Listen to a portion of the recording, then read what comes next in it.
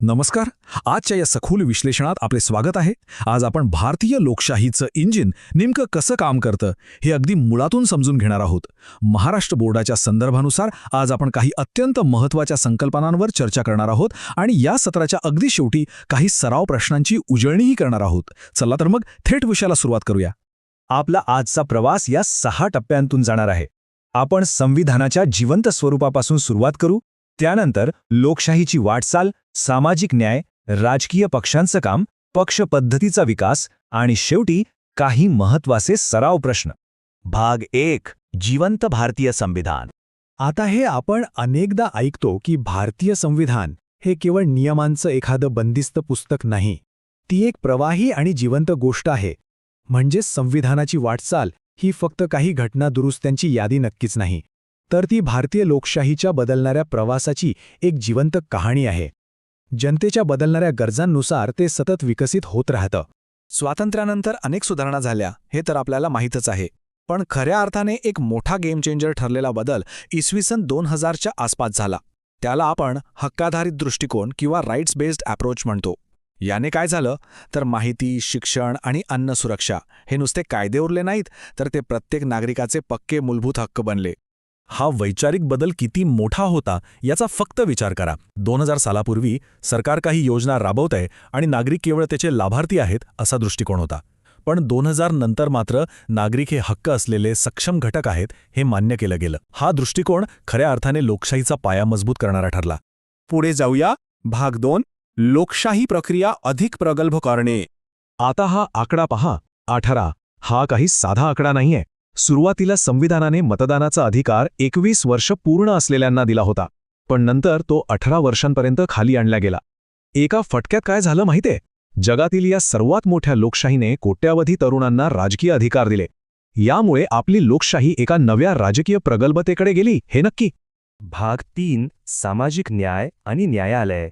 पण पहा, नुसते अधिकार देऊन भागत नाही. खऱ्या प्रगल्भतेसाठी सामाजिक न्याय महत्त्वाचा असतोच. आता हेच उदाहरण घ्या. सुरुवातीला स्थानिक शासन संस्थांमध्ये महिलांसाठी 33% जागा राखीव होत्या, पण महाराष्ट्रासह काही राज्यांनी हे प्रमाण थेट 50% नेलं. महिलांच्या राजकीय सक्षमीकरणाच्या दिशेने टाकलेली ही खरोखरच एक प्रचंड मोठी झेप आहे. आणि या सगळ्या प्रवासात आपली न्यायालये एका खंबीर आणि तटस्थ रक्षकाची भूमिका बजावतात. संविधानाच्या मूलभूत चौकटीला संसदेलाही धक्का लावता येणार नाही, ही त्यांची अतिशय ठाम भूमिका आहे. शिवाय बालकांचे हक्क, आदिवासींचं सक्षमीकरण आणि ॲट्रॉसिटी कायदा यांसारख्या गोष्टींची कठोर अंमलबजावणी करून न्यायालयाने सामाजिक न्याय प्रस्थापित करण्यात खूप मोठं योगदान दिलं आहे. भाग 4. राजकीय पक्षांची कार्यप्रणाली. आता प्रश्न असा पडतो की हे सगळं संविधानिक यंत्र प्रत्यक्षात चालवणारं इंजिन कोणतं? तर ते आहेत आपले राजकीय पक्ष. बऱ्याचदा आपण त्यांच्या गटबाजीवर टीका करतो, हे खरं आहे, पण तरीही ते लोकशाहीचा एक अतिशय अपरिहार्य भाग आहेत. समान विचार असलेल्या लोकांना एकत्र करणं, लोकमत घडवणं, नागरिकांना राजकीय शिक्षण देणं आणि मुख्य म्हणजे जनता आणि सरकार यांच्यातला दुवा बनणं ही त्यांची अत्यंत महत्त्वाची कामे आहेत. पक्षांची काम करण्याची पद्धत अगदी सरळ आणि 3 टप्प्यांत असते. पहिला टप्पा म्हणजे निवडणुका लढवणं. दुसरा टप्पा जर बहुमत मिळालं तर सरकार स्थापन करून धोरणं राबवणं. आणि तिसरा टप्पा म्हणजे जर बहुमत मिळालं नाही तर एक जागरूक विरोधी पक्ष म्हणून सरकारला जाब विचारणं. अगदी सोपं आणि स्पष्ट. भाग 5. भारतातील पक्षपद्धतीचा विकास. जगाच्या नकाशावर भारताची पक्षपद्धती कुठे उभी आहे हे समजून घेण्यासाठी 3 प्रमुख पद्धतींमधला फरक लक्षात घेऊया. एक पक्षपद्धती म्हणजे जिथे एकच पक्ष सत्तेत असतो आणि विरोधकांना दाबून टाकलं जातं, जसं हुकुमशाहीत होतं. द्विपक्ष पद्धतीमध्ये सत्ता प्रामुख्याने 2 मोठ्या पक्षांमध्येच फिरते, जसं अमेरिका किंवा ब्रिटनमध्ये. आणि तिसरी म्हणजे आपली बहुपक्ष पद्धती, जिथे अनेक पक्ष सक्रिय असतात आणि प्रसंगी आघाड्या करून सरकार स्थापन करतात. आपला भारत हे या बहुपक्ष पद्धतीचं एक उत्तम उदाहरण आहे. भारताने जरी बहुपक्ष पद्धती स्वीकारली असली तरी स्वातंत्र्यानंतरचा सुरुवातीचा काळ हा एकाच पक्षाचा म्हणजेच काँग्रेसच्या वर्चस्वाचा होता. रजनी कोठारी आणि मॉरिस जोन्स यांनी याला एक पक्ष प्रबळ पद्धती असं म्हटलं होतं. पण आपण तिथेच अडकून पडलो नाही. आज आपण पाहतो की या व्यवस्थेचं एका अत्यंत स्पर्धात्मक अशा बहुपक्षीय आघाडीच्या राजकारणात यशस्वी रूपांतर झालं आहे. आता वळूया आपल्या शेवटच्या टप्प्याकडे. भाग 6. सराव प्रश्न. या सखोल विश्लेषणाचा शेवट आपण काही महत्त्वाच्या सराव प्रश्नांनी करणार आहोत. जेणेकरून संकल्पना अगदी पक्क्या होतील. तर पहिला प्रश्न असा आहे, पाठ्यपुस्तकानुसार चांगल्या चालणाऱ्या लोकशाहीचा खरा गाभा कशाला मानलं जातं? थोडा विचार करा. आणि याचं अगदी अचूक उत्तर आहे सत्तेचं विकेंद्रीकरण. जेव्हा सत्ता केंद्र, राज्य आणि स्थानिक पातळीवर विभागली जाते तेव्हा सत्तेचा गैरवापर टळतो आणि अगदी सामान्य माणसालाही सत्तेत थेट सहभागी होता येतं. म्हणूनच हा लोकशाहीचा खरा गाभा आहे. दुसरा प्रश्न पाहूया. हे विधान चूक की बरोबर ते सांगायचंय. 2005च्या माहितीच्या अधिकारामुळे शासनाच्या कारभारातील गोपनीयता वाढली आहे. काय वाटतं? अर्थातच हे विधान पूर्णपणे चूक आहे. 2005च्या या RTI कायद्याने कारभारातील गुप्तता कमी केली, नोकरशाहीची ती गोपनीयतेची भिंत पाडून टाकली आणि प्रशासनात खूप मोठी पारदर्शकता आणली. सरकार आता जनतेला अधिक उत्तरदायी झालं आहे. आणि हा आपला आजचा शेवटचा सराव प्रश्न. महिलांना त्यांचं स्वातंत्र्य जपण्यासाठी आणि स्वतःचा विकास साधण्यासाठी अनुकूल वातावरण निर्माण करणारा विशिष्ट कायदा कोणता? याचं उत्तर आहे हुंडा प्रतिबंधक कायदा. महिलांना एक सुरक्षित आणि न्याय समाज मिळवून देण्यासाठी हा कायदा एका भक्कम स्तंभासारखं काम करतो. तर आज आपण भारतीय राज्यव्यवस्थेची एक अत्यंत रंजक सफर पूर्ण केली.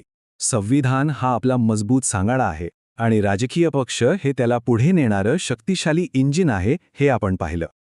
पण इथे खूप मोठा प्रश्न उभा राहतो. हे इंजिन आणि सांगाडा तर आपल्याकडे आहे, पण जगातील या सर्वात मोठ्या लोकशाहीची गाडी पुढची पिढी नेमक्या कोणत्या दिशेने नेईल यावर नक्कीच विचार व्हायला हवा. आजच्या या सत्रात सहभागी झाल्याबद्दल खूप खूप धन्यवाद. असंच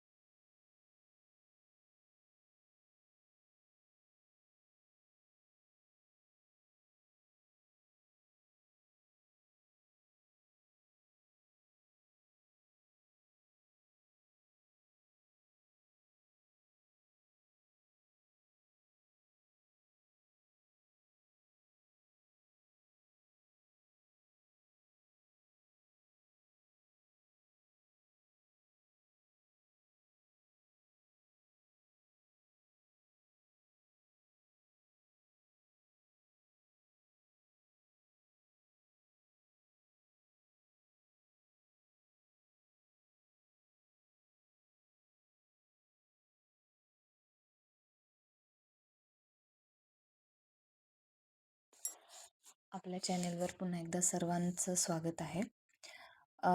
इयत्ता 10वीच्या पुस्तकातला जो राज्यशास्त्रामधील दुसरा जो धडा आहे, निवडणूक प्रक्रिया, यावर आज आपण डिस्कस करणार आहोत. तर टॉपिकचं नाव असं आहे की निवडणूक प्रक्रिया. तर निवडणूक प्रक्रिया म्हणजे हा जो टॉपिक आहे तो खूप महत्त्वाचा आहे. फक्त 10वीसाठीच नाही, तर ज्या काही आपल्या स्पर्धा परीक्षा आहेत साठी सुद्धा खूप इम्पॉर्टंट टॉपिक आहे हा. तर बेसिकपासून हा आपण स्टार्ट करणार आहोत. तर सुरुवात अशी आहे की भारतामध्ये नेमक्या कोणकोणत्या निवडणुका असतात आणि कोणाला पण निवडतो. तर आपण भारतात वेगवेगळ्या पातळ्यांवर प्रतिनिधी निवडतो. जसं गावची पातळी, त्यानंतर तालुक्याची पातळी, त्यानंतर जिल्ह्याची पातळी, राज्याची पातळी, देशाची पातळी, या पद्धतीनं या विविध पातळ्यांवर प्रतिनिधी आपण निवडत असतो.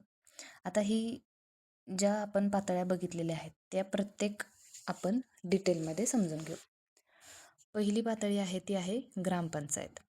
आता ग्रामपंचायत म्हणजे काय, तर ही गावासाठी असते. मग गावातील रस्ते, पाणी, स्वच्छता, दिवे, गटारी अशा स्थानिक कामांसाठी ग्रामपंचायत काम करत असते. गावातील लोक ग्रामपंचायत सदस्य निवडतात. ग्रामपंचायतीचा प्रमुख कोण असतो, तर सरपंच असतो. म्हणजे गावासाठी ग्रामपंचायत कार्य करते आणि ग्रामपंचायतीचा प्रमुख असतो तो सरपंच असतो. त्यानंतर येते ती पंचायत समिती. आता अशी अनेक गावं मिळून एक तालुका तयार होतो, बरोबर. मग या तालुक्याच्या पातळीवर पंचायत समिती असते. म्हणजे त्या गावांच्या विकासाशी संबंधित काही कामांसाठी पंचायत समिती काम करत असते.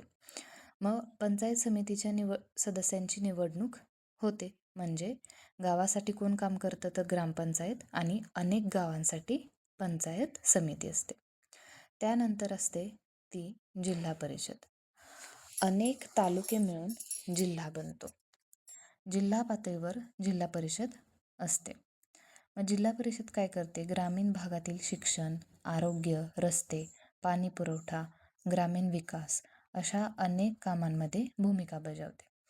आता इथं परत एकदा आपण समजून घेऊया. गावासाठी काय बघितलं आपण, ग्रामपंचायत, त्यानंतर तालुक्यासाठी असते पंचायत समिती आणि जिल्ह्यासाठी असते जिल्हा परिषद. हे 3 मुख्यतः ग्रामीण स्थानिक स्वराज्य संस्थांशी संबंधित आहेत. त्यानंतर आहे ती म्हणजे विधानसभा. आता आपण गाव, तालुका, जिल्हा सोडून थोडंसं राज्याच्या पातळीवर येऊया. आता आपण महाराष्ट्र राज्यामध्ये राहतो, बरोबर. महाराष्ट्र हे आपलं राज्य आहे.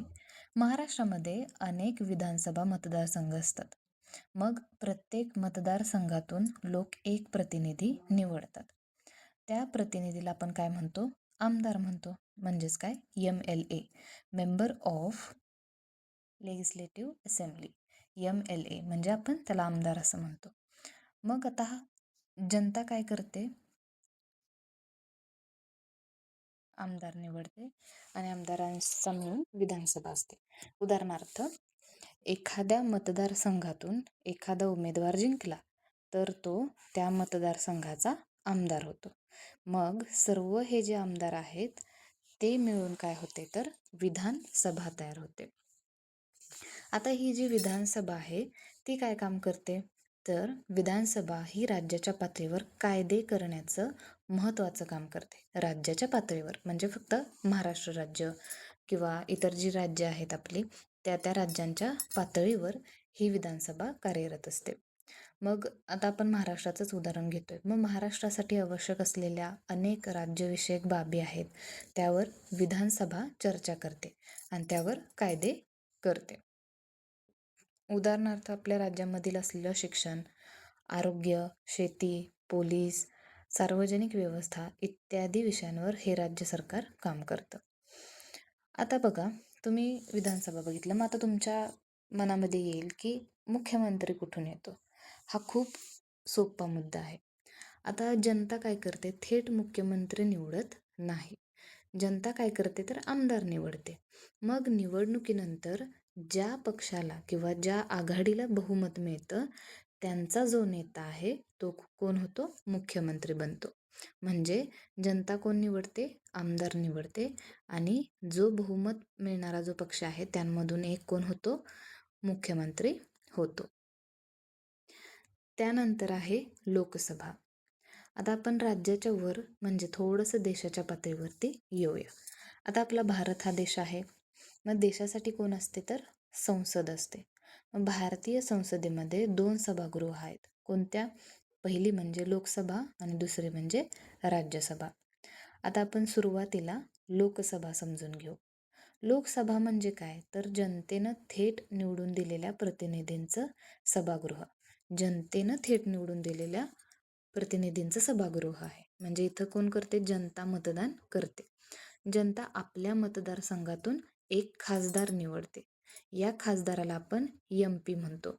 MP म्हणजे काय? Member of parliament. म्हणजे आता बघा, जनता कोणाला निवडते? खासदाराला निवडते. ठीक आहे. त्यानंतर आता खासदार म्हणजे काय? तर खासदार म्हणजे संसदेत जनतेचे प्रतिनिधित्व करणारी व्यक्ती. उदाहरणार्थ, लोकसभा मतदारसंघातून एखादा उमेदवार जिंकला. तो काय करतो? लोकसभेत जातो. तो आपल्या मतदारसंघाचं काय करणार आहे? तर प्रतिनिधित्व करणार आहे. आता पंतप्रधान. पंतप्रधान कसा निवडला जातो? तर जनता थेट पंतप्रधानांना मतदान करत नाही. जनता लोकसभा सदस्य म्हणजे खासदार निवडते. मग लोकसभा निवडणुकीत ज्या पक्षाला किंवा आघाडीला बहुमत मिळतं त्या पक्षाचा आघाडीचा नेता कोण होतो? पंतप्रधान बनतो.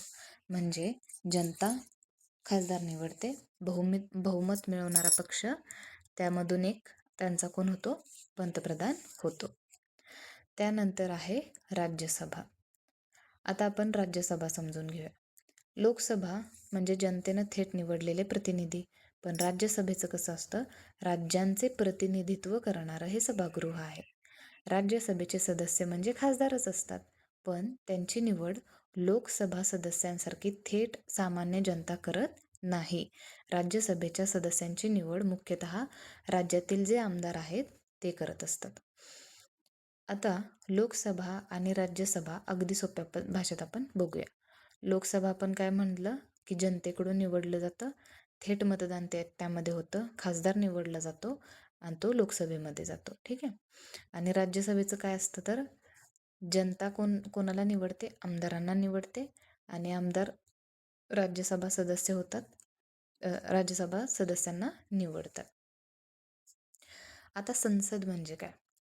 लोकसभा आणि राज्यसभा मिळून संसद तयार होते. म्हणजे संसद ही 2 सभागृहांची बनलेली आहे. लोकसभा काय करते? त्यामध्ये जनतेचं प्रतिनिधित्व करते. आणि राज्यसभा काय करते? राज्यांचं प्रतिनिधित्व करते. आता ही जी संपूर्ण व्यवस्था आहे ती एकाच उदाहरणातून आपण बघूया. गावातील स्थानिक कामं म्हणजे रस्ता, पाणी, स्वच्छता इत्यादी हे कोण बघतं? ग्रामपंचायत बघते. तालुक्याशी संबंधित ग्रामीण विकासाची कामं कोण बघतं? पंचायत समिती. म्हणजे बघा, गावाशी निगडीत आहेत कामं ती ग्रामपंचायत बघते. तालुक्याशी संबंधित असलेली जी कामं आहेत ती पंचायत समिती बघते. जिल्ह्याशी संबंधित असलेली सगळी विकासाची कामं आहेत ती जिल्हा परिषद बघते. आणि महाराष्ट्र राज्याशी संबंधित विषय जर असतील तर ती विधानसभा, आमदार, मुख्यमंत्री हे लोक बघतात. आणि भारत देशाशी संबंधित विषय आहे ते लोकसभा, खासदार, पंतप्रधान, राज्यांचे प्रतिनिधित्व, राज्यसभा, खासदार हे सर्व बघत असतात. आता निवडणूक आयोग कुठे येतो? आता देशाच्या पातळीवर लोकसभा, राज्यसभा, राष्ट्रपती, उपराष्ट्रपती आणि राज्याची पातळी विधानसभा या निवडणुका भारतीय निवडणूक आयोग घेतो. आता स्थानिक पातळीवर काय असतं? तर ग्रामपंचायत, पंचायत समिती, जिल्हा परिषद, नगरपालिका, महानगरपालिका या निवडणुका राज्य निवडणूक आयोग घेतं. कोणत्या निवडणुका भारतीय निवडणूक आयोग घेतं? तर देशाच्या पातळीवरच्या आणि राज्याच्या पातळीवरच्या. म्हणजेच कोणत्या? लोकसभा, राज्यसभा, राष्ट्रपती, उपराष्ट्रपती यांच्या निवडणुका आणि विधानसभेच्या निवडणुका हे भारतीय निवडणूक आयोग घेतं. आणि स्थानिक पातळीवरच्या म्हणजेच ग्रामपंचायत, पंचायत समिती, जिल्हा परिषद, नगरपालिका, महानगरपालिका ह्या ज्या निवडणुका आहेत स्थानिक पातळीवरच्या त्या कोण घेतं? तर राज्य निवडणूक आयोग घेतं. आता एकदम शेवटची सुपर ट्रिक बघूया. गावासाठी ग्रामपंचायत, तालुक्यासाठी पंचायत समिती, जिल्ह्यासाठी जिल्हा परिषद, त्यानंतर राज्यासाठी विधानसभा, देशासाठी लोकसभा, राज्यांचे प्रतिनिधित्व राज्यसभा. आणि लक्षात काय ठेवायचं आहे, आमदार विधानसभेत जातात, त्यातूनच एक मुख्यमंत्री निवडला जातो. खासदार लोकसभेत जातो आणि त्यामधूनच जो एक आहे तो पंतप्रधान बनतो. आता जो महत्त्वाचा घटक आहे, भारतीय निवडणूक आयोग, इलेक्शन कमिशन ऑफ इंडिया. आता हा निवडणूक आयोग म्हणजे काय, तर भारतात लोकशाही पद्धतीने निवडणुका पार पाडण्यासाठी स्थापन केलेली स्वतंत्र घटनात्मक संस्था म्हणजे भारतीय निवडणूक आयोग. सोप्या भाषेत सांगायचं गेलं तर देशात निवडणुका निष्पक्ष, मुक्त आणि पारदर्शक पद्धतीने घेण्याची जबाबदारी असलेली संस्था म्हणजे निवडणूक आयोग होय. भारतीय संविधानानं निवडणूक आयोगाला निवडणूक प्रक्रियेचे अधीक्षण, निर्देशन आणि नियंत्रण दिलेलं आहे. हे संविधानानंच त्यांना दिलेलं आहे. आता आपल्या या आयोगाची स्थापना कधी झाली, तर 25 जानेवारी 1950 रोजी निवडणूक आयोगाची स्थापना झाली. म्हणूनच दरवर्षी 25 जानेवारी हा दिवस राष्ट्रीय मतदार दिन म्हणून साजरा केला जातो. भारतीय संविधान लागू होण्याच्या एक दिवस आधी म्हणजे 25 जानेवारी 1950 रोजी निवडणूक आयोगाची स्थापना झाली. आता ह्याचं जे मुख्यालय आहे ते कुठं आहे, निर्वाचन सदन, अशोक रोड, नवी दिल्ली. हा त्या निवडणूक आयोगाचा पत्ता आहे, ॲड्रेस आहे. त्यानंतर संविधानातील कोणत्या कलमात हे येतं ते आपण बघूया. हा खूप महत्त्वाचा प्रश्न आहे. भारतीय संविधानाचा भाग 15 कलम 324 ते कलम 329 यामध्ये निवडणुकांशी संबंधित तरतुदी नमूद आहेत. आता सगळ्यात महत्त्वाचं म्हणजे कलम 324 हा निवडणूक आयोग आहे. यात निवडणुकांचं अधीक्षण, दिग्दर्शन आणि नियंत्रण ही जबाबदारी निवडणूक आयोगाकडे दिलेली आहे. कलम लक्षात कसं ठेवायचं, 324 इलेक्शन कमिशन हे लक्षात ठेवायचं आपल्याला आहे. आता निवडणूक आयोग कोणत्या निवडणुका घेतो, भारतीय निवडणूक आयोग खालील निवडणुका घेतो. आता कोणकोणत्या आपण मगाशी बघितलेलंच आहे, पण तरी आपण बघूया. लोकसभा, राज्यसभा, राज्यांच्या विधानसभा, राष्ट्रपती आणि उपराष्ट्रपती या पदांच्या ज्या निवडणुका आहेत ते आपले भारतीय निवडणूक आयोग घेतं. त्यानंतर ग्रामपंचायत, नगरपालिका, महानगरपालिका, जिल्हा परिषद, पंचायत समिती यांच्या निवडणुका भारतीय निवडणूक आयोग घेत नाही. तर कोण घेतं, मगाशी आपण पाहिलं, राज्य निवडणूक आयोग घेतं. निवडणूक आयोगाची रचना. सध्या निवडणूक आयोग 3 सदस्यांचा आहे. तो कोणता, म्हणजे मुख्य निवडणूक आयुक्त, चीफ इलेक्शन कमिशनर, त्यालाच आपण CEC म्हणतो. त्यानंतर निवडणूक आयुक्त. अधिकृत माहितीनुसार सध्या ही 3 सदस्यीय रचना आहे. आता सध्याचे जे निवडणूक आयुक्त आहेत ते आहेत मुख्य निवडणूक आयुक्त ज्ञानेश कुमार, निवडणूक आयुक्त आहेत डॉक्टर सुखबीर सिंह संधू, निवडणूक आयुक्त दुसरे आहेत ते डॉक्टर विवेक जोशी. ज्ञानेश कुमार यांनी 19 फेब्रुवारी 2025 रोजी भारताचे 26वे मुख्य निवडणूक आयुक्त म्हणून पदभार स्वीकारलेला आहे. आता यांची नियुक्ती कोण करतं, तर यांची नियुक्ती राष्ट्रपती निवडणूक आयुक्तांची नियुक्ती करत असतात. म्हणजे यांची नियुक्ती कोण करत असतं, राष्ट्रपती करत असतात. आता निवडणूक आयोगाचं मुख्य कार्य कोणतं आहे, तर सर्वात महत्त्वाची त्यांची जबाबदारी म्हणजे मुक्त व निष्पक्ष निवडणुका घेणे. त्यासाठी आयोग काय करतं, मतदार याद्या तयार करतो व त्यांचं पुनरावलोकन करतो. निवडणुकीचं वेळापत्रक जाहीर करतो. उमेदवारांच्या निवडणूक प्रक्रियेवर देखरेख ठेवतो. मतदानाची व्यवस्था करतो. मतमोजणीची प्रक्रिया नियंत्रित करतो. निवडणूक निकालाची अधिकृत घोषणा करण्याची प्रक्रिया पूर्ण करतो. राजकीय पक्षांना मान्यता देतो. राजकीय पक्षांना निवडणूक चिन्ह देतो. आचारसंहितेचं पालन सुनिश्चित करण्यासाठी निर्देश देतो. निवडणुकीतील गैरप्रकारांवर कारवाई करण्यासाठी आपल्या अधिकारांचा वापर करतो. आता मतदार यादी. निवडणुकीसाठी कोण मतदान करू शकतं हे निश्चित करण्यासाठी मतदार यादी अत्यंत महत्त्वाची असते. 18 वर्ष पूर्ण केलेला पात्र भारतीय नागरिक मतदार म्हणून नोंदणी करू शकतो. मतदार यादीमध्ये नाव असणे मतदानासाठी अत्यंत महत्त्वाचं आहे. आता राजकीय पक्ष आणि निवडणूक चिन्ह. निवडणूक आयोगाचं आणखी एक महत्त्वाचं काम म्हणजे राजकीय पक्षांना मान्यता देणं आणि निवडणूक चिन्हांशी संबंधित निर्णय घेणं. उदाहरणार्थ आपल्याला माहिती आहे की कमळ हे जे चिन्ह आहे ते कोणत्या पक्षाचं आहे तर BJPचं आहे. त्यानंतर जो हाताचा पंजा आहे तो कोणाचा आहे? काँग्रेसचा आहे. घड्याळ आहे ते NCPचं आहे. त्यानंतर धनुष्यबाण आहे ते शिवसेनेचं आहे. मग अशा चिन्हांमुळं मतदारांना उमेदवार पक्ष ओळखणं सोपं जातं. त्यानंतर जो पॉईंट आहे तो आहे आदर्श आचारसंहिता.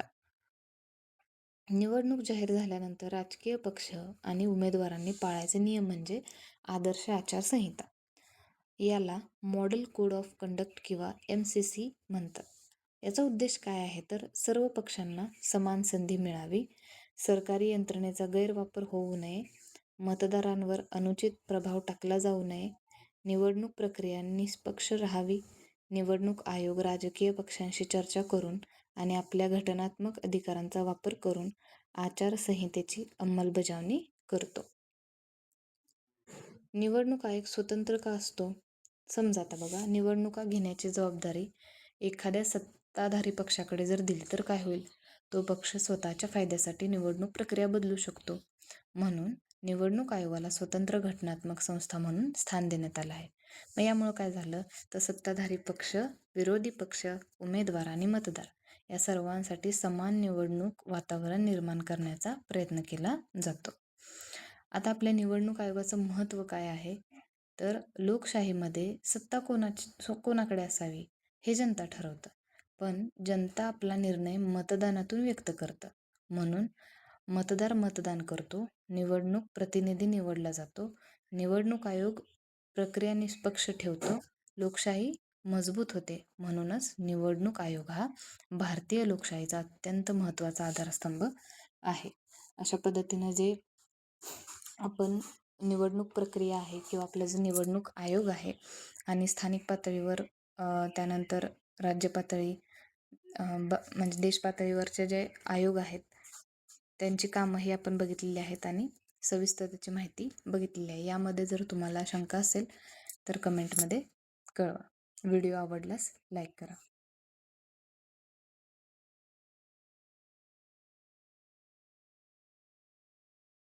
विशेष विश्लेषणात सर्वांचं खूप खूप स्वागत आहे. रोजच्या जगण्यात आपण निवडणुका, सरकार, राजकारण याबद्दल बरंच काही ऐकत असतो, वाचत असतो. पण या संपूर्ण लोकशाही प्रक्रियेचा खरा कणा कोणता असेल तर ते आहेत राजकीय पक्ष. आज आपण याच राजकीय पक्षांबद्दल अतिशय सविस्तर आणि रंजक माहिती घेणार आहोत. ते नक्की कसे काम करतात आणि देशाचा आवाढव्य कारभार चालवण्यात त्यांची भूमिका किती निर्णायक असते हे आपण समजून घेणार आहोत. चला तर मग अगदी मुळापासून सुरुवात करूया. विचार करा, एका वर्गात 50 विद्यार्थी आहेत आणि त्यांना सहलीला जायचंय. पण ठिकाण कोणतं ठरवायचं? साहजिकच प्रचंड गोंधळ उडेल. एकाला लोणावळ्याला जायचंय, दुसऱ्याला महाबळेश्वर तर तिसऱ्याला माथेरान. प्रत्येकाचं मत वेगळं. अशावेळी हा प्रश्न कसा सुटणार? साहजिकच ज्या विद्यार्थ्यांच्या आवडी समान आहेत ते एकत्र येतील आणि आपले छोटे छोटे गट तयार करतील. असे समान विचार असलेले गट एकत्र आले की मग चर्चेतून एक अंतिम निर्णय घेणं शक्य होतं, बरोबर?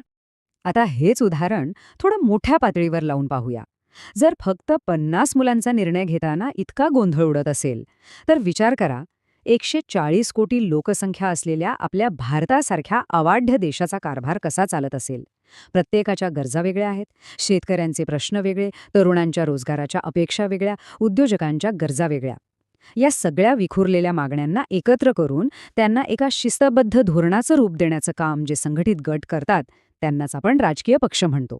थोडक्यात हे पक्ष एका मोठ्या गाळणीसारखं काम करतात. तर आजच्या या सत्राची रूपरेषा अगदी थोडक्यात सांगायची तर आपण एकूण 5 मुख्य मुद्द्यांवर चर्चा करणार आहोत. राजकीय पक्ष म्हणजे काय, त्यांची वैशिष्ट्ये आणि कार्य, भारतातील पक्षपद्धतीचा बदलता इतिहास, राष्ट्रीय आणि प्रादेशिक पक्षांमधील फरक आणि शेवटी या पक्षांसमोर आज कोणती गंभीर आव्हाने आहेत. चला पहिल्या मुद्द्याकडे वळूया. राजकीय पक्ष म्हणजे नक्की काय हे आधी समजून घेऊया. राजकीय पक्ष म्हणजे फक्त निवडणुकीच्या वेळी बॅनर घेऊन फिरणारी किंवा उमेदवार उभी करणारी तात्पुरती यंत्रणा नाहीये हा. तर राजकीय पक्ष म्हणजे समान विचार आणि उद्दिष्टे असणाऱ्या लोकांची कायमस्वरूपी संघटित संस्था असते. निवडणुका लढवून सत्ता मिळवणं हे त्यांचं थेट उद्दिष्ट असतंच, पण त्यामागे एक खूप मोठी भूमिका असते. सामान्य जनतेच्या कच्च्या विखुरलेल्या समस्या ओळखून त्यांचं रूपांतर सरकारच्या अधिकृत धोरणांमध्ये करणं हे त्यांचं खरं काम असतं. रस्त्यावरच्या गर्दीच्या आवाजाला संसदेत अधिकृत भाषेचं स्वरूप देण्याचं काम हे पक्ष करत असतात. आता कोणताही पक्ष म्हटला की त्याचे 3 मुख्य आधारस्तंभ असतात. पहिला म्हणजे नेते, जे पक्षाचा मेंदू असतात. रणनीती आणि धोरणे तेच ठरवतात. दुसरा घटक म्हणजे सक्रिय सदस्य. हे म्हणजे पक्षाचे हातपाय. ते गावोगावी फिरतात, सभा घेतात आणि नेत्यांचा विचार तळागाळापर्यंत पोहोचवतात. आणि तिसरा, सर्वात मोठा आणि महत्त्वाचा घटक म्हणजे समर्थक. हे लोक रोज झेंडे घेऊन रस्त्यावर उतरत नसतीलही, पण तेच पक्षाचा खरा कणा असतात, कारण निवडणुकीच्या दिवशी मतदान करून तेच पक्षाला सत्तेत बसवतात.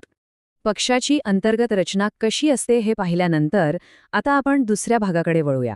इथून पुढे आपण पाहणार आहोत पक्षांची मुख्य वैशिष्ट्ये आणि त्यांची कामं.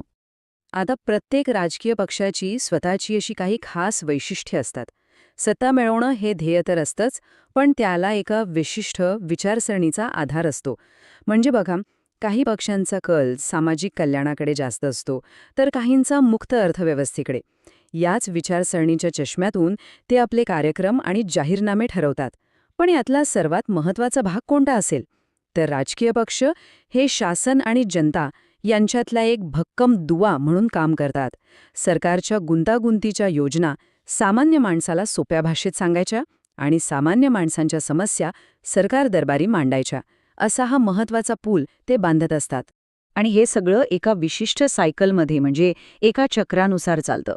समाजातील प्रश्न ओळखून निवडणुका लढवायच्या, सत्ता मिळाली की धोरणं ठरवून सरकार चालवायचं.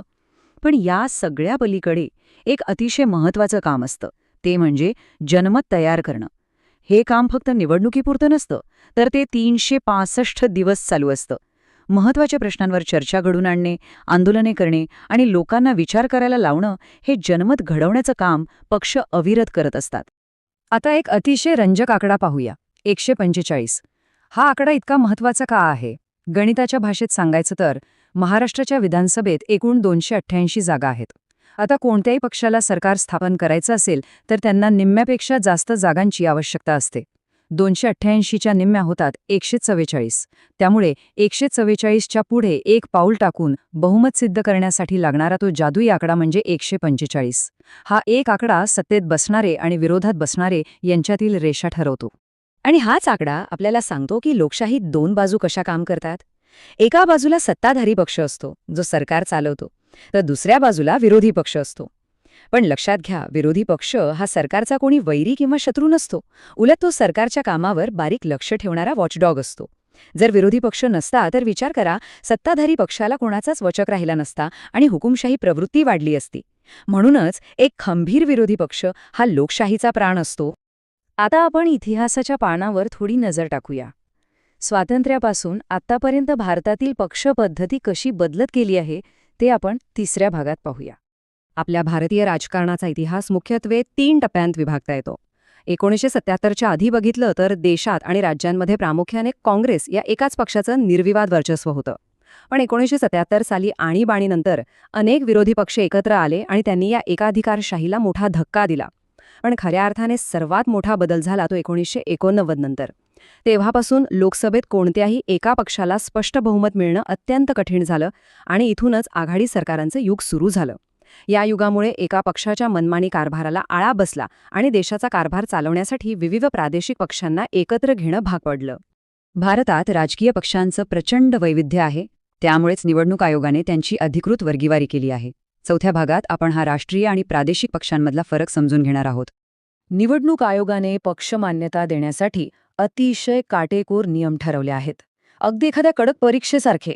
जर एखाद्या पक्षाला राष्ट्रीय पक्ष व्हायचा असेल तर त्यांना किमान 4 राज्यांमध्ये 6% मते किंवा लोकसभेच्या किमान 4 जागा जिंकणं आवश्यक असतं.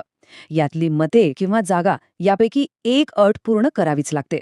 तसंच प्रादेशिक पक्ष होण्यासाठी राज्याच्या निवडणुकीत 6% मते किंवा विधानसभेच्या किमान 2 जागा मिळवणं गरजेचं असतं. या अतिशय कडक गणितावरूनच ठरतं की एखादा पक्ष देशभरात पसरला आहे की राज्यापुरता मर्यादित आहे. या अटींची काटेकोरपणे पूर्तता करणारी काही मान्यताप्राप्त राष्ट्रीय पक्ष आज भारतात आहेत. यात भारतीय राष्ट्रीय काँग्रेस, भारतीय कम्युनिस्ट पक्ष, मार्क्सवादी कम्युनिस्ट पक्ष, भारतीय जनता पक्ष, बहुजन समाज पक्ष, तृणमूल काँग्रेस आणि राष्ट्रवादी काँग्रेस पक्ष यांचा समावेश होतो. हे सगळे पक्ष वेगवेगळ्या विचारसरणीचे प्रतिनिधित्व करतात. कोणी डाव्या विचारांचे आहेत, कोणी मध्यमार्गी तर कोणी उजव्या विचारांचे. यामुळे देशाच्या संसदेत अगदी सर्व प्रमुख विचारांना योग्य स्थान मिळतं. आता प्रादेशिक पक्षांकडे वळूया. एक अत्यंत महत्त्वाचा मुद्दा असा की प्रादेशिक पक्ष म्हणजे केवळ आकाराने छोटे पक्ष नसतात बरं का. त्यांचं महत्त्व खूप मोठं असतं. आपला भारत देश भौगोलिक आणि सांस्कृतिकदृष्ट्या खूप मोठा आहे. प्रत्येक राज्याची स्वतःची भाषा, संस्कृती आणि स्थानिक अस्मिता आहे. जेव्हा राष्ट्रीय पातळीवर ह्या स्थानिक अस्मितेला पुरेसं महत्त्व मिळत नाही, तेव्हा प्रादेशिक पक्षांचा उदय होतो. ते राज्याच्या विकासावर लक्ष केंद्रित करतात आणि दिल्लीतील एकसाची धोरणांपासून आपल्या भाषेचं आणि संस्कृतीचं संरक्षण करण्यासाठी एक ढाल म्हणून उभे राहतात. भारताच्या विविध राज्यांमध्ये असे अनेक प्रभावशाली प्रादेशिक पक्ष आहेत. महाराष्ट्रातील शिवसेना, पंजाबमधील शिरोमणी अकाली दल, काश्मीरमधील नॅशनल कॉन्फरन्स, आसाममधील आसाम गण परिषद आणि तमिळनाडूमधील द्रविड मुन्नेत्र कळघम ही त्याची काही उत्तम उदाहरणे आहेत. तुम्हाला माहितीच असेल, आघाडी सरकारांच्या काळात हे प्रादेशिक पक्ष अनेकदा राष्ट्रीय पातळीवर किंगमेकर ठरतात. यावरूनच हेच सिद्ध होतं की राष्ट्रीय राजकारणात प्रभाव पाडण्यासाठी तुमचा पक्ष संपूर्ण देशभरात पसरलेलं असणं अजिबात गरजेचं नाहीये. राजकीय पक्ष लोकशाहीसाठी इतके महत्त्वाचे असले तरी त्यांच्या अस्तित्वाला आज अनेक मोठी आव्हाने उभी आहेत. आपल्या शेवटच्या आणि 5व्या भागात आपण याच गंभीर आव्हानांवर प्रकाश टाकणार आहोत. आज पक्षांना आतूनच वाळवी लागली आहे असं म्हणायला हरकत नाही. पहिलं मोठं आव्हान आहे पक्षांतर्गत लोकशाहीचा अभाव. म्हणजे अनेक पक्षांमध्ये पदाधिकाऱ्यांच्या निवडणुकाच होत नाहीत. निर्णय फक्त मोजकेच वरिष्ठ नेते घेतात. दुसरं म्हणजे घराणेशाही. यामुळे सामान्य पण कर्तृत्ववान कार्यकर्त्यांचे मार्ग बंद होतात आणि सत्ता एकाच कुटुंबात फिरत राहते. याशिवाय पैशाचा अफाट वापर आणि राजकारणाचं गुन्हेगारीकरण यामुळे व्यवस्थेचं पावित्र्य नष्ट होत चाललंय. आणि सर्वात मोठी अडचण म्हणजे आजकाल सर्वच पक्षांची धोरणे जवळपास सारखीच वाटायला लागली आहेत. त्यामुळे मतदारांना खऱ्या अर्थाने काही नवीन आणि वेगळा पर्यायच उरत नाहीये. या सर्व गंभीर आव्हानांची चर्चा केल्यानंतर शेवटी एक अतिशय महत्त्वाचा प्रश्न उरतोच. हे पक्ष नसतील तर चालेल का? राजकीय पक्षांशिवाय लोकशाही खरोखरच चालू शकते का? महात्मा गांधींसारख्या विचारवंतांनी पक्षविरहित लोकशाहीची कल्पना मांडली होती. पण आजच्या या एवढ्या मोठ्या आणि गुंतागुंतीच्या समाजात करोडो लोकांचे प्रश्न संघटितपणे मांडण्यासाठी राजकीय पक्ष ही एक अपरिहार्य गरज बनली आहे. त्यांच्या दोष नक्कीच आहेत. पैशाचा गैरवापर होतोय. सुधारणांची नितांत आवश्यकता आहे. पण तरीही तेच आपल्या लोकशाहीचा सर्वात जिवंत आधारस्तंभ आहेत. ह्या व्यवस्थेत आपण एक नागरिक म्हणून कसा आणि काय बदल घडवू शकतो याचा नक्की विचार करा. या विश्लेषणात सहभागी झाल्याबद्दल धन्यवाद.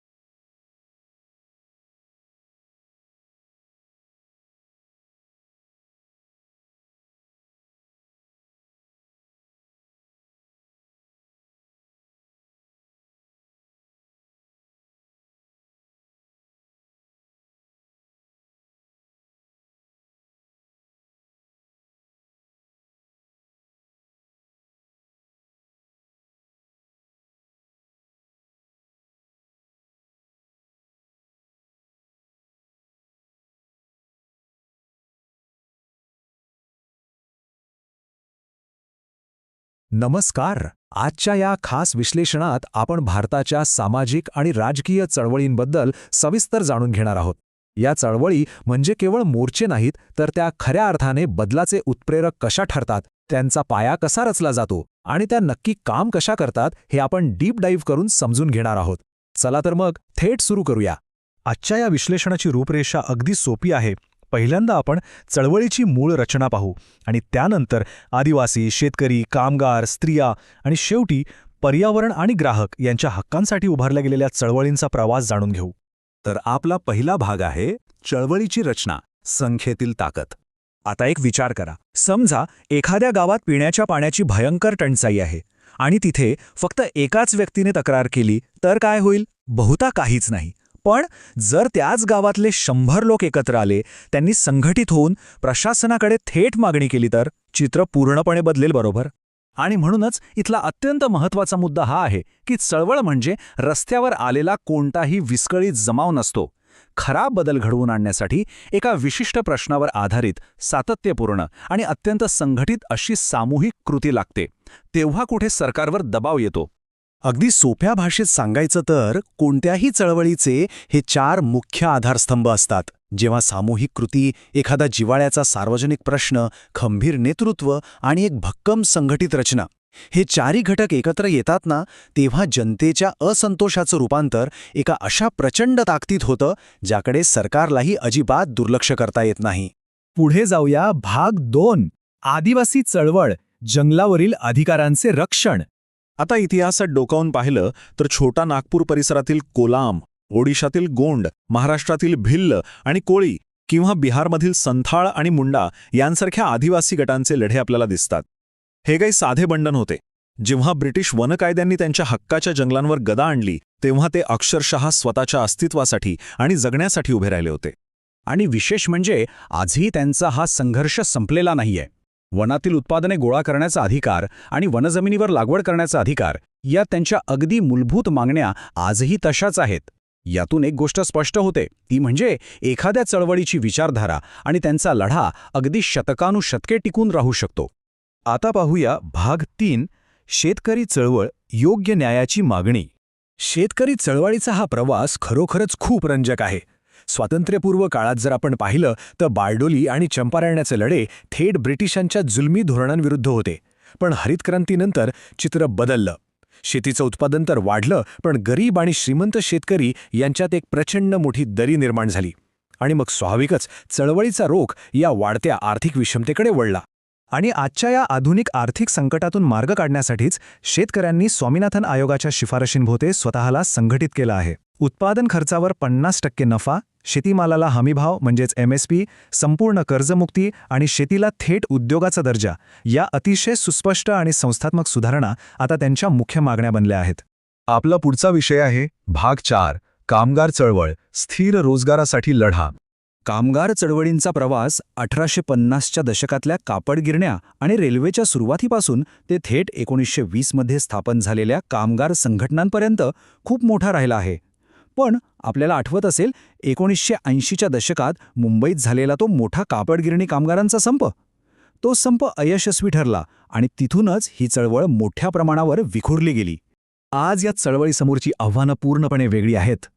आजच्या या गिग इकॉनॉमीच्या जगात जिथे आपण रोज ॲप आधारित कामगार किंवा डिलिव्हरी ड्रायव्हर्स पाहतो, तिथे अस्थिर नोकऱ्या, कायद्याच्या संरक्षणाचा अभाव, अमर्याद कामाचे तास आणि सततची आर्थिक असुरक्षितता यांसारख्या अत्यंत मूलभूत प्रश्नांसाठी आजची कामगार चळवळ झगडत आहे.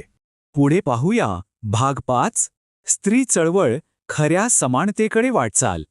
इथला हा फरक खूप महत्त्वाचा आहे बरं का. स्वातंत्र्यपूर्व काळात समाजसुधारकांनी सती किंवा बालविवाह यांसारख्या अत्यंत क्रूर प्रथा नष्ट करण्यासाठी आपला लढा दिला. पण स्वातंत्र्यानंतरच्या काळात ही चळवळ अधिक व्यापक झाली. त्यांनी महिलांचे आरोग्य, समान वेतन, राजकारणातील प्रतिनिधित्व आणि आर्थिक स्वातंत्र्यासाठी आवाज उठवायला सुरुवात केली. आणि यातला सर्वात कळीचा मुद्दा म्हणजे जरी आपल्या संविधानाने समान अधिकार दिले असले तरी आजची आधुनिक स्त्री चळवळ केवळ कायद्यांपुरती मर्यादित नाहीये. ती समाजाच्या त्या जुन्या मानसिकतेशी लढत आहे. स्त्रियांना एक माणूस म्हणून तोच मूलभूत दर्जा, सन्मान आणि समानतेची वागणूक मिळायला हवी, हे या चळवळीचं खरं उद्दिष्ट आहे. आणि आता शेवटचा भाग, भाग 6.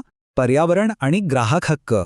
पर्यावरणाचा प्रश्न हा आता केवळ आपल्यापुरता मर्यादित राहिलेला नाही. झाडांना वाचवण्यासाठी झालेलं ते प्रसिद्ध चिपको आंदोलन असो किंवा नद्यांची स्वच्छता करणारा नमामि गंगे प्रकल्प असो, हे सगळे संघटित प्रयत्न आपल्या निसर्गाची होणारी अपरिमित हानी थांबवण्यासाठीच अत्यंत जाणीवपूर्वक उभे केले गेले आहेत. आता एक आकडा लक्षात घ्या, 11,000. एखाद्या चळवळीमध्ये एखाद्या खंभीर नेतृत्वाची ताकद किती अफाट असू शकते याचं हे उत्तम उदाहरण आहे. डॉक्टर राजेंद्र सिंग राणा यांनी बांधलेले हे तब्बल 11,000 मातीचे बंधारे आहेत, ज्यांना आपण जोहड म्हणतो. त्यांच्या या सलग 31 वर्षांच्या अथक परिश्रमामुळेच त्यांना भारताचे जलपुरुष म्हणून ओळखलं जातं आणि त्यांना मानाचा पाण्याचा नोबेल पुरस्कारही मिळाला. दुष्काळग्रस्त राजस्थानसारख्या वाळवंटी भागातही सामूहिक आणि सातत्यपूर्ण कृतीमुळे नद्या खऱ्या अर्थाने कशा पुनरुज्जीवित होऊ शकतात हे त्यांनी जगाला दाखवून दिलं. अगदी असंच ग्राहकांच्या बाबतीतही घडलं. समजा आपण बाजारात गेलो आणि आपली फसवणूक झाली, तर आपल्याला वाली कोण? याच प्रश्नातून ग्राहक चळवळ उभी राहिली. बाजारातली भेसळ, चुकीची वजने आणि अवाढव्य किमती यांपासून सर्वसामान्यांचे रक्षण करण्यासाठी लोक एकत्र आले. आणि त्याचाच एक मोठा विजय म्हणजे 1986चा ग्राहक संरक्षण कायदा, ज्याने आपल्याला एक अतिशय भक्कम कायदेशीर सुरक्षा दिली. तर या विश्लेषणाच्या शेवटी आपण एक गोष्ट कायम लक्षात ठेवली पाहिजे की लोकशाहीमध्ये शांततेने निषेध करण्याचा अधिकार हे बदल घडवून आणण्याचं सर्वात मोठं आणि प्रभावी हत्यार आहे. याच चळवळी आपल्या समाजाला आकार देतात.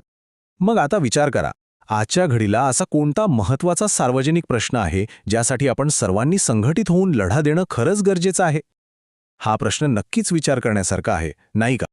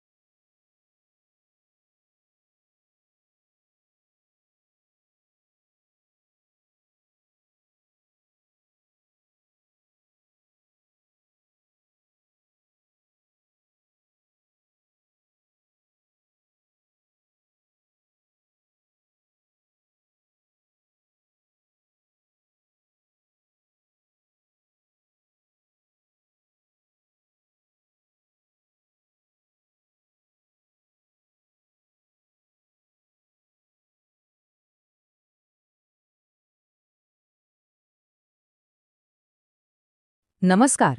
आजच्या या सविस्तर विश्लेषणात सर्वांचे मनापासून स्वागत आहे. आज आपण एका अशा विषयावर चर्चा करणार आहोत जो फक्त अभ्यासासाठीच नाही तर एक नागरिक म्हणून आपल्या सर्वांसाठी अत्यंत महत्त्वाचा आहे. आज आपण इयत्ता 10वीच्या राज्यशास्त्र अभ्यासक्रमातील 5वे प्रकरण भारतीय लोकशाही समोरील आव्हान याचा अगदी सखोल अभ्यास करणार आहोत. तुम्हाला हव्या असलेल्या नोट्स आणि पूर्ण स्वाध्याय आपण याच सत्रात कव्हर करणार आहोत, जेणेकरून तुम्हाला हा विषय अगदी मुळापासून समजेल. तर मग अजिबात वेळ न घालवता चला थेट विषयाला सुरुवात करूया. आज आपण नेमकं काय काय पाहणार आहोत ते आधी थोडक्यात पाहूया. सुरुवातीला आपण लोकशाहीचा खरा अर्थ काय असतो ते समजून घेऊ. त्यानंतर लोकशाही समोर जागतिक पातळीवर आणि विशेषतः आपल्या भारतात कोणती मोठी आव्हाने आहेत यावर आपण प्रकाश टाकणार आहोत. अर्थात फक्त समस्यांवर बोलून आपण थांबणार नाही, तर त्यावर मात करून यशस्वी होण्याचे मार्गही शोधूया. आणि हो, सगळ्यात शेवटी आपण पाठ्यपुस्तकातील स्वाध्याय एकत्र सोडवणार आहोत. चला, तर मग आपला पहिला आणि सर्वात मूलभूत प्रश्न, लोकशाही म्हणजे नेमकं काय हो? बऱ्याचदा आपल्याला काय वाटतं की बाबा आपण 18 वर्षांचे झालो, एकदा मतदान केंद्रावर जाऊन आपलं मत नोंदवलं की आपली लोकशाहीतली जबाबदारी संपली. पण खरं सांगायचं तर तसं अजिबात नाहीये. लोकशाही ही कुठलीही निर्जीव वस्तू किंवा नुसती कागदावरची व्यवस्था नाहीये. ती एक सतत चालणारी, श्वास घेणारी जिवंत प्रक्रिया आहे. केवळ निवडणुका येणे आणि मतदान करणे एवढ्यापुरतीच ती मर्यादित नाही. खऱ्या अर्थानं लोकशाही तेव्हा जिवंत राहते जेव्हा आपल्यासारखे नागरिक निर्णय प्रक्रियेत सक्रिय सहभाग घेतात आणि संविधानातील मूल्यांचे डोळ्यात तेल घालून रक्षण करतात. थोडक्यात सांगायचं तर लोकशाही टिकवण्यासाठी आपल्याला नेहमी सतर्क राहावंच लागतं. आता इथे एक मोठी गोम आहे बरं का. आपण अनेकदा राजकीय लोकशाही आणि खरी लोकशाही यात गल्लत करतो. राजकीय लोकशाहीत आपण फक्त वरवरच्या गोष्टी पाहतो, जसे की निवडणुका, सरकार, न्यायालय इत्यादी. पण खऱ्या लोकशाहीचं उद्दिष्ट याहून खूप मोठं असतं. खरी लोकशाही म्हणजे काय? तर समाजातील अगदी शेवटच्या घटकाला, तळागाळातील माणसाला सोबत घेणं, सत्तेचे विकेंद्रीकरण करणे आणि प्रत्येकाच्या मानवी अधिकारांचे जतन करणे. जेव्हा ही समतेची आणि न्यायाची मूल्य लोकांच्या दैनंदिन जीवनाचा, त्यांच्या जगण्याचा भाग बनतात ना, तेव्हाच आपण म्हणू शकतो की आपल्याकडे खरी लोकशाही आहे. आता लोकशाही म्हणजे काय हे तर आपण समजून घेतलं, पण आता थोडं देशाबाहेर पाहूया. जागतिक पातळीवर इतर देशांमधील लोकशाहीसमोर सध्या कोणती मोठी आव्हानं आहेत? तुम्हाला कदाचित आश्चर्य वाटेल, पण आजही जगातल्या अनेक देशांवर लष्करी राजवटीची टांगती तलवार असते. तिथे कधीही लोकशाही सरकार उलथवून लष्कर सत्ता हाती घेऊ शकतं. विचार करा, अशा अस्थिर परिस्थितीत नागरिकांचे मूलभूत हक्क आणि त्यांचं स्वातंत्र्य कसं टिकणार? हे खूप मोठं जागतिक आव्हान आहे. याशिवाय समता, न्याय, शांतता आणि मानवतावाद यांसारखी लोकशाहीची मूळ मूल्य समाजाच्या तळागाळापर्यंत पोचवणे आणि ती तिथे घट्ट रुजवणे हे जगातल्या सर्वच लोकशाही राष्ट्रांपुढील एक अतिशय कठीण काम आहे. जागतिक आव्हानांनंतर आता आपण थेट आपल्या देशाकडे म्हणजेच भारताकडे वळूया. आपल्या भारतीय लोकशाहीसमोर सध्या कोणती मोठी अंतर्गत आव्हाने उभी आहेत हे जाणून घेणे आपल्यासाठी सर्वात महत्त्वाचं आहे. भारतीय लोकशाही समोरील एक अत्यंत गंभीर आणि खऱ्या अर्थाने घातक आव्हान म्हणजे जमातवाद आणि त्यातून जन्माला येणारा दहशतवाद. आता जमातवाद म्हणजे नेमकं काय? तर जेव्हा एखाद्या गटात आपल्या धर्माबद्दल श्रेष्ठत्वाची भावना निर्माण होते आणि इतर धर्मांविषयी विनाकारण द्वेष पसरवला जातो, तेव्हा त्यातून जमातवाद उभा राहतो. या वाढत्या जमातवादामुळे समाजात दुही निर्माण होते, हिंसेला खतपाणी मिळतं आणि याच धार्मिक द्वेषातून पुढे दहशतवादासारखी भयंकर समस्या डोकंवर काढते, ज्यामुळे संपूर्ण देशाची शांतता आणि स्थिरता धोक्यात येते. दुसरं एक अतिशय संवेदनशील आव्हान म्हणजे डावे उग्रवादी, ज्याला आपण नक्षलवादी चळवळ म्हणूनही ओळखतो. आता याचा इतिहास थोडा समजून घेण्यासारखा आहे. ही चळवळ मुळात सुरू का झाली होती? तर जे भूमिहीन शेतकरी आहेत, जे आदिवासी बांधव आहेत, त्यांच्यावर होणारा अन्याय दूर करण्यासाठी. या चळवळीवर मार्क्सवादी विचारसरणीचा प्रभाव आहे. पण दुर्दैवाने जसजसा काळ पुढे गेला तसतशी ही चळवळ आपल्या मूळ उद्दिष्टांपासून भटकट गेली. आज आपण पाहतो की गरिबांच्या प्रश्नांऐवजी ही चळवळ हिंसक मार्गाने थेट शस्त्र हाती घेऊन सरकार आणि सुरक्षा दलांवर हल्ले करताना दिसते. आता वळूया अशा एका समस्येकडे जिने संपूर्ण व्यवस्थेला एखाद्या वाळवीसारखं आतून पोखरून काढलंय. ती म्हणजे भ्रष्टाचार. सोप्या भाषेत सांगायचं तर कायद्याचा भंग करून स्वतःच्या फायद्यासाठी आपल्या अधिकारांचा गैरवापर करणे म्हणजेच भ्रष्टाचार. मग तो निवडणुकीतील पैशांचा खेळ असो, सरकारी कामांमधील लाचखोरी असो किंवा बाजारातील साठेबाजी असो. भ्रष्टाचारामुळे होतं काय, तर सरकारी कामाचा वेग आणि दर्जा दोन्ही घसरतो. आणि या सगळ्यात सर्वात भयंकर गोष्ट कोणती असेल तर ती म्हणजे सामान्य माणसाचा या संपूर्ण लोकशाही व्यवस्थेवरूनच विश्वास उडून जातो. भ्रष्टाचारालाच लागून आलेला आणखी एक धक्कादायक प्रकार म्हणजे राजकारणाचं गुन्हेगारीकरण. विचार करा, जेव्हा थेट गुन्हेगारी प्रवृत्तीचे लोक राजकारणात आणि सत्तेत प्रवेश करतात तेव्हा व्यवस्थेचं काय होईल? अनेकदा काही राजकीय पक्ष फक्त निवडून येण्याच्या उद्देशाने पैसा आणि गुंडेगिरीच्या जोरावर मतदारांमध्ये दहशत निर्माण करणाऱ्या लोकांना उमेदवारी देतात. असे उमेदवार जेव्हा निवडून येऊन सत्तेत बसतात तेव्हा साहजिकच आर्थिक घोटाळे आणि हिंसाचाराला उधाण येतं. हे आपल्या लोकशाहीच्या अस्तित्वासाठी अतिशय मारक आहे.